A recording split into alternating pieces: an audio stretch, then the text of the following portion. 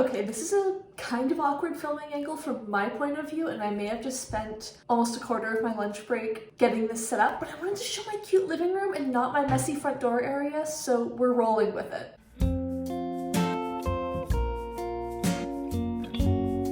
Hi everyone, Rosie here. Welcome back to my channel. As I mentioned in the intro, kind of a different location because I'm filming this at lunchtime and I don't want to be disruptive to my partner who's working. The reason I'm filming this at lunchtime is that I want to get it done during the day because that's the only time there's lights. If I do it after work, I have to set my lights up. It's a whole thing. And that's not why we're here. So let's just move on to the video. Today I'm doing the rating and review tag, which was originally by Scott and Nelle of Gunpowder Fiction and Plot. I knew as soon as I saw their version that I was like, I need to do this tag. The questions are so good. But then I was also tagged by Brian from Bookish and Sina from Beating Around the Books. So it's like, okay, yep.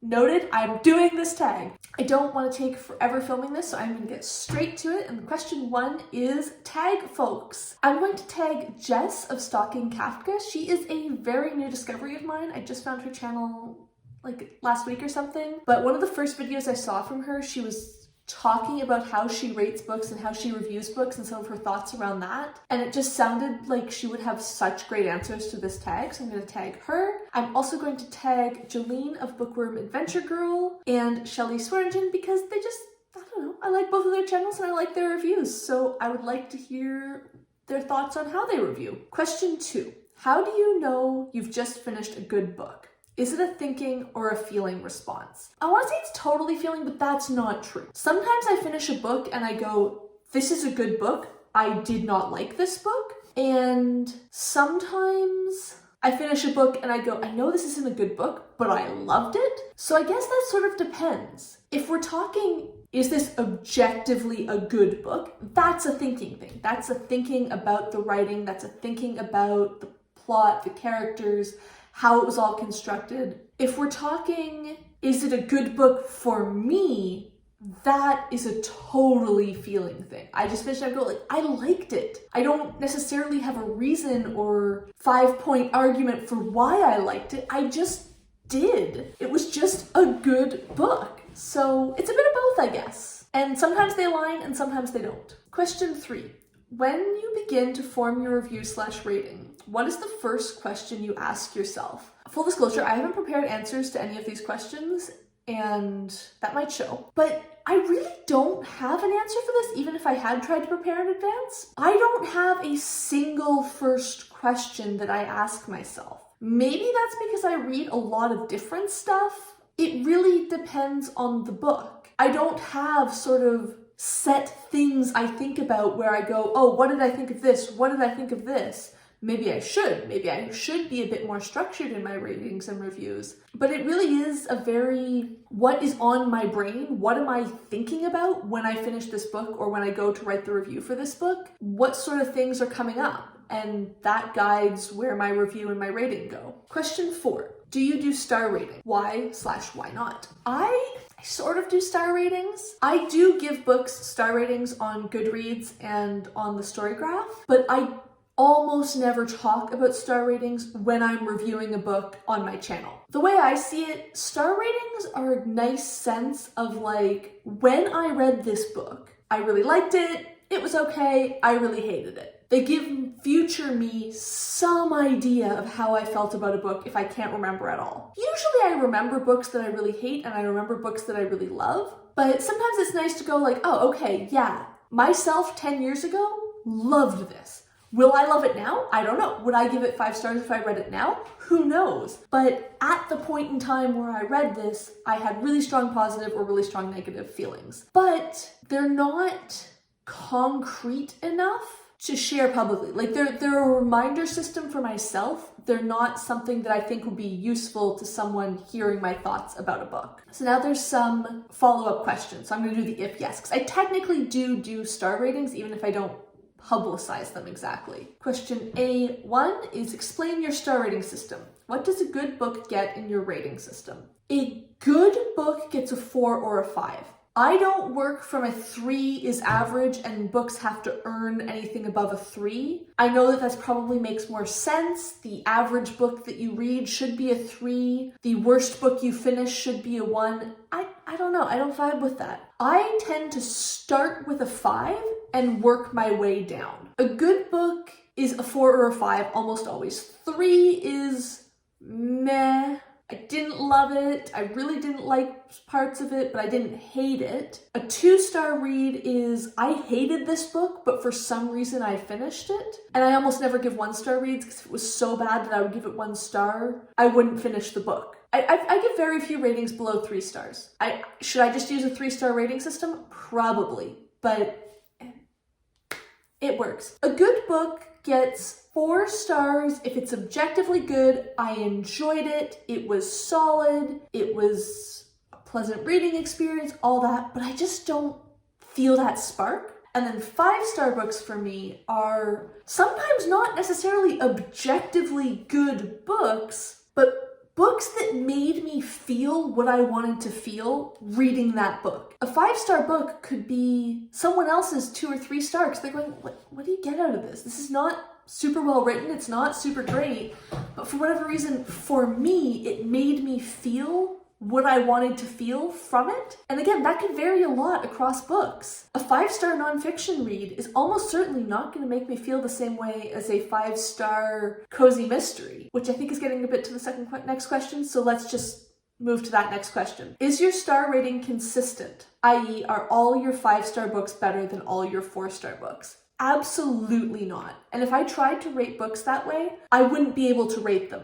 For me, it's all about feeling. 5-star books are books that really made me feel something, made me feel excited, made me feel passionate, made me feel moved, whatever. If a book can't do any of that, it almost never gets 5 stars in my books. So I'm sure there's lots of books in my 4 stars chunk that are better than books that I gave 5 stars. Just for whatever reason, when I read the 5-star book, I was in a different headspace or something that made me like it more. Which brings me to a point that I did want to make sure I brought up at some point in this video, and I think now is the time, which is that one book for me would get very different star ratings depending on how I'm feeling when I'm rating it. And I know that I'm inconsistent like that. I know that. So that's part of why I don't really talk about my star ratings super widely, because I'm not objective with that. My mood, my feelings when I finish the book, when I'm reviewing the book,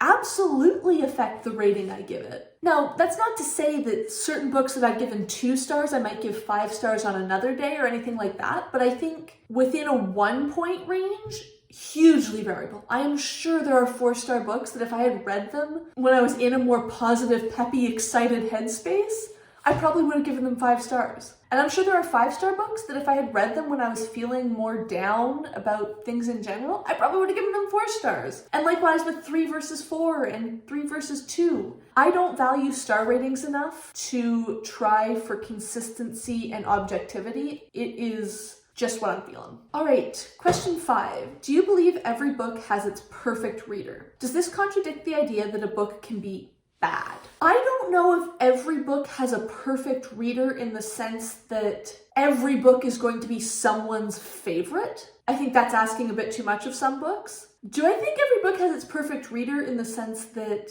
every book has a reader who will enjoy it? Probably. I don't know. There's a lot of people in the world. There's a lot of people who, whether or not they do read, could read books. I assume that most books that get written, someone will like. I can't remember who I saw mention this, but someone brought up that even the books that are written just because the author wants them to exist, theoretically then the author is the perfect reader, so probably. But I don't think that contradicts the fact that some books are bad. And I say that as someone who presently and in the past has got a lot of enjoyment out of bad books. I've read books that objectively they're not that good. They're not that well written. They're not doing anything particularly spectacular. But again, they gave me that feeling. They gave me that positive, happy feeling that I was looking for from that book. I was the perfect reader for them at that point. Question 6. What book that you hated have you recommended? I'm not sure. I can't think of any books that I have flat out hated that I have also then gone on to recommend to people. I totally see how that is possible. I totally, like, conceptually, hypothetically, yes, absolutely. I can go through and say, I didn't like this, this drove me nuts. Also, these are all things that you are going to love. You should read this book even if I didn't like it. That being said, I can't think of an experience or a book where I've done that. I hate very few books though. There's very few books that I read that I flat out hate. It's a limited pool to choose from. Question 7. What makes a book good, bad, or great by your evaluation? As I have said so many times, there's sort of two decisions and they can overlap in varying ways. I think things like general quality of the writing, does this plot make sense? Or if it doesn't make sense, is it not making sense intentionally? Do these characters feel like characters and not just a list of 3 personality traits? Things like that. Or for nonfiction, was it well researched? Was the information put together in a way that made sense and communicated the argument or communicated the information logically to the reader? All sorts of stuff like that, where if it fails all of those, it's a bad book. If it gets most of those right, or most of those, it's not perfect, but it's solid, it's a good book. And when it really excels at least one of those, with everything else being at least solid, then I think it becomes a great book. Phenomenal writing can take a good plot and good characters and make it into an incredible book. And likewise, if the characters in a book are just so interesting and well developed and compelling, fine writing and a fine plot can be a really great book. And same thing, of course, for nonfiction. If your arguments are all over the place, your facts seem skeptical, dubious at best, and they're not well sourced, if your writing doesn't make what you're trying to communicate clear, that's a bad book. You achieve all of that to a reasonable level, it's good. And then if you can, again, gorgeous writing that just draws you in and hooks you into the story, that can make a nonfiction book incredibly great, even if it's conveying the same information as another nonfiction book. And then, of course, there's the whole subjectively, what do I feel? What does this book do for me? And in that case, what makes a book great for me could be what makes a book bad for someone else. So I don't think there are set rules for that as much. It does ask by my evaluation. So I find it hard to actually put my finger on it because I don't tend to read a book and go, wow, this element is what makes it great for me. This is what blows my mind about this book. It tends to be far more, I just feel good while reading it. I feel whatever positive feelings it is about this book. And usually I'm sitting there going like, I don't know, it's just a vibe. It's just a feeling. I don't have a set answer for why I feel this way. I just do. Question 8. When evaluating the quality of a book, do you have specific criteria or aspects of the book, such as character development, that you consider? Does this change if you are writing an in-depth review versus just thinking about the book for enjoyment? So I'll get it out of the way. I don't write any in-depth reviews. I only ever talk about books for enjoyment. Even when I talk about them here on my channel, which is the most formal I ever am with book reviews, I'm just doing it for fun. So I'm not thinking about this seriously or in an academic or professional way. I'm thinking about this in a, what do I want to talk about after reading this book? What do I think other people will find interesting about this book? I'm not thinking about it more rigorously. As for what criteria do I look at, it's not set. It's really going to depend on the book. If a book is hugely atmospheric and the setting is a very important part of the story or of the overall feel of the book, I'll probably talk a lot about the setting. I'll probably talk about either how amazing the world building is and how I just feel like even though I've never been to this place or this place doesn't exist, I can picture it so perfectly and it's so vivid and I can feel like I'm walking down the street with the characters. Or I might talk about how, look, I feel like the setting was supposed to be really important, but it just did not come across, and that led the book feeling really bland. Maybe it's a book where characters are really important, in which case that's going to be what I pick up on. And of course, all of this is just what sticks out to me when I'm reading the book, not necessarily what the author intended. So no, I don't have, specific criteria or aspects of the book I consider. That changes book to book based on what sticks out to me and what I find interesting. Question 9. Do you consider star ratings or average ratings when choosing books to read/add to your TBR? Almost never. These days, I pretty much only add books to my TBR when watching BookTube videos and talking to you guys. Sometimes if I'm out in a bookstore and I see a book that looks good but not like one I want to read physically or want to read immediately, I'll add that to my TBR then, just based on the cover. But pretty much all of the additions I make these days come from your videos, and I don't think about the star rating. I listen to what you guys are saying and whether that excites me or not, and that's what I go on. Someone could talk about a book that they gave 3 stars, but the things that they are saying about it, I'm going, wow, that sounds so good to me, so I'm gonna try it, even if you didn't love it. And I never look at the star ratings on Storygraph or on Goodreads or anything like that before reading a book. I don't really care, honestly. Question 10. Who on BookTube does reliable and interesting reviews of books that you know you can use to decide if a book is for you or not? What makes their reviews so good? Honestly, this question really stumped me. This is the only one I thought about in advance because I thought I might try and pull together some reviewers that I do tend to really listen to for this, but I realized anyone I watch on BookTube, it's because I find their reviews interesting. Now, some people I watch, I tend to not actually pick up many of the books that they talk about because I'm interested in what they have to say about them, not necessarily interested in reading them myself. But there's no small subset of booktubers that I tend to watch because I'm like, I'm watching the review to decide if I want to read this book or not. Maybe that's because I don't go into watching videos or watching BookTube or anything thinking this is going to decide yes, no on any given book. It's more, I want to hear your opinions. I want to hear what you guys think. I want to hear about your experiences with a book. Over time, I decide sort of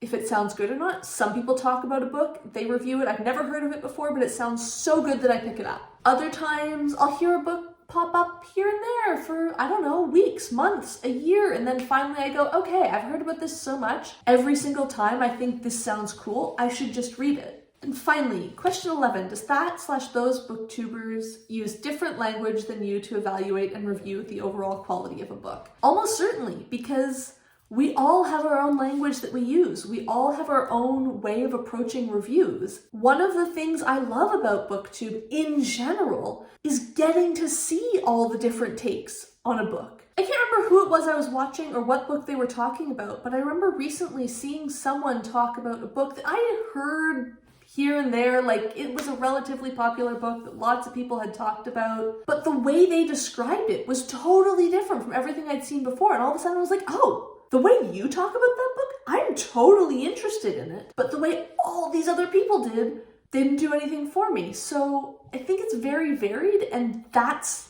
the strength. I wouldn't want everyone on BookTube to review and talk about books in the same way. That would be boring. Like there's that dumb quote that like, the world would be boring if everyone were the same. That's not the quote, but like, it's that gist. And it's so true. If everyone reviewed books the same way, I wouldn't be interested in watching anybody. I'm here for the varied approach. Does that really answer that question? Not at all. Okay, those are all the questions. I really like this tag. I hope I've shared some interesting thoughts, perspectives. Let me know down below in the comments, what are your answers to any of these? Especially, do you guys use star ratings? And if so, how do you decide what rating a book gets? And also, if you like this video, please leave a like down below. If you'd like to see more of my videos, please hit subscribe, and thank you for watching.